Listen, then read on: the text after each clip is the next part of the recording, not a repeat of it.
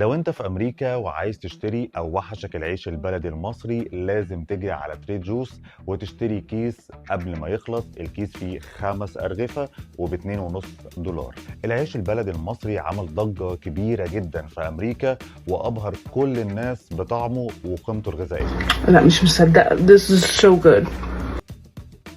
بس للأسف مفيش مصدر يقول لنا اسم المورد إيه، لكن تريدر جوس هي سلسلة تجارية محلية ما بتعتمدش على العلامات التجارية، ونشر على موقعها الإلكتروني أو الرسمي إن حصل على العيش المصري البلدي من مورد مصري بدون إبداء أي تفاصيل تانية، ولكن المنتج مكتوب عليه منتج من مصر ومصنوع أو مصدر لسلسلة متاجر تريدر جوس. وده طبعا بيعكس ان المنتجات المصرية بجودة عالية جدا وقادرة تنافس عالميا.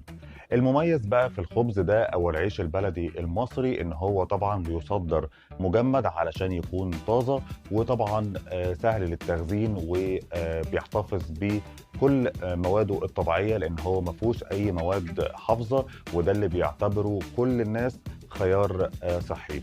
وطبعا عليه اقبال كبير جدا من الجاليات المصريه والعربيه وطبعا الامريكان اللي موجودين جوه امريكا، اللي ده بيعكس مدى حبهم للنكهه المصريه.